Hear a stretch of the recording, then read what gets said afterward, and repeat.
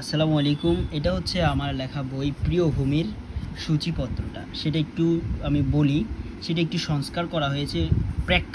প্রেক্ষাপট ভিন্নতাভাবে ভিন্ন ডিজাইন করা হয়েছে। যেমন করে মুক্তিযোদ্ধা প্রেক্ষাপটে আছে 4টি দেশাত্মবোধক গান, যেখানে প্রথমটি হলো তুমি আমার দেশ আমার চেতনা, লাল সবুজের চিত্রমাখা, বাংলাদেশ আমার স্বাধীনতা, বাংলাদেশ তুমি ছিলে না তো কবু দুর্বল। এমনকি ভাষা আন্দোলনের প্রেক্ষাপটে লেখা হয়েছে 2টি, তুমি আমার 21শে ফেব্রুয়ারি আমার ভাষা দিবস, মুখের ভাষা অর্জনের লড়াই।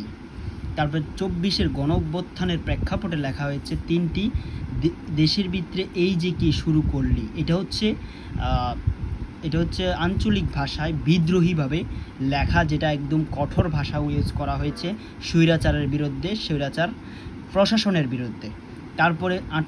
তারপরে হচ্ছে জুলাইয়ের কবিতা, মানে জুলাইয়ের যে মর্মহ ঘটনাগুলো সেটাকে কেন্দ্র করে লেখা হয়েছে জুলাইয়ের কবিতা। সো তারপরে 24-এর স্বাধীনতা, এটা লেখা হয়েছে স্বাধীনতার প্রেক্ষাপট, মানে জয় অর্জনের পরে যে উল্লাসটা হয়েছে সব কিছুকে কেন্দ্র করে লেখা হয়েছে 24-এর স্বাধীনতা। তারপরের প্রেক্ষাপটটা হচ্ছে দেশের প্রতি ভালোবাসা, মানে দেশকে ভালোবেসে 3টা লেখা হয়েছে, দেশকে ভালোবেসে 3টা দেশাত্মবোধক গান লেখা হয়েছে। এক হচ্ছে দেশকে এগিয়ে নিয়ে যাই চলো চলো বাংলাদেশ, দ্বিতীয় হচ্ছে এই তো আমার মাটি এই তো আমার দেশ, তৃতীয় হচ্ছে সোনার বাংলাদেশ। দেশের প্রেক্ষাপটে এটা লেখা, এই 3টা লেখা হয়েছে। তারপরে দেশের প্রকৃতিকে কেন্দ্র করে লেখা হয়েছে 3টি, প্রকৃতির এক বিরাট সমাহার আমার এই বাংলাদেশ, যেটা কিছুদিন আগেই আপলোড হয়েছে।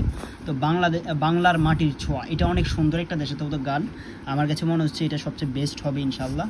সো তারপরে হচ্ছে যেথায় যাই সেথায় দেখি প্রকৃতির কত সুন্দর রূপখানি, দেশের প্রকৃতিকে কেন্দ্র করে 3টি লেখা হয়েছে। এবং কি প্রতিবাদ, মানে দেশকে ভালোবেসে দেশকে রক্ষা করার জন্য যত ধরনের প্রতিবাদ এবং কি দেশপ্রেম প্রকাশ স্বরূপ লেখা হয়েছে 4টা।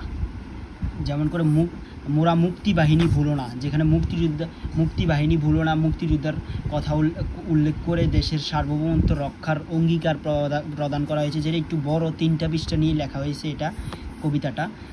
তারপরে হচ্ছে আমার ভূমি। তারপরে হচ্ছে এই তো হচ্ছে মানবসৃষ্ট বন্যা যে তাহা, এটা হচ্ছে যে 2024 সালে যে বন্যাগুলো, এবং কি প্রত্যেকবারই যখন ভারতের বাচ্চার কারণে আমাদের বন্যাটা হয়, সেটা ভারত বিরোধীভাবে বন্যার প্রতিবাদ স্বরূপ লেখা হয়েছে এই তো হচ্ছে মানবসৃষ্ট বন্যা যে তাহা। তারপরে বাংলার চূড়ান্ত অঙ্গীকারটা লেখা হয়েছে বাংলাদেশকে ভালোবাসা, এবং কি বাংলাদেশের জন্য যখন যে পরিস্থিতি বিপর্যয় দেখা যাবে তখনই একজন নাগরিক হিসেবে সচেতন হয়ে দেশকে রক্ষা করার অঙ্গীকার প্রদান করা, এবং কি অঙ্গীকার নেওয়াকেই বাংলার চূড়ান্ত অঙ্গীকার হিসেবে লেখা হয়েছে। সো তারপরে হচ্ছে দেশকে নিয়ে অন্যান্য বলতে অন্যান্য বিভিন্ন প্রেক্ষাপট নিয়ে 3টা লেখা হয়েছে। যেমন আমার বাংলা, তারপর গর্বিত বাংলার মাটি, এই ভূমি চিনে নে আমায়। তারপর সংক্ষিপ্ত সারমর্ম দেওয়া হয়েছে, যেটা আগে ছিল না, সংক্ষিপ্ত সারমর্ম। তারপর লেখক বাণী অ্যাড করা হয়েছে, যেটা আগে ছিল না। তারপরে শেষ কথা এবং কি বাংলাদেশের মানচিত্র তুলে ধরা হয়েছে। শুরুতে আছে ভূমিকা, শুরুতে দেওয়া হয়েছে উৎসর্গবাণী।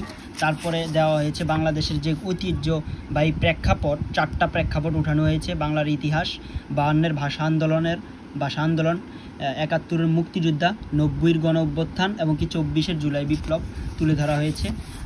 তার সাথে হচ্ছে ভূমিকাটা, যেটা বইয়ে কি আছে সেটা সুন্দরভাবে ব্যাখ্যা এবং কি কিছু কথন, আর এটা হচ্ছে লেখক পরিচিতি। এভাবেই আমার প্রিয় ভূমি বইটা নতুন করে সংস্কার করা হয়েছে। এখন হয়েছে এটা 50 পৃষ্ঠার একটা বই, তো আগে ছিল মাত্র 20 পৃষ্ঠার একটা বই। আলহামদুলিল্লাহ, সবাই দোয়া করবেন আর কি।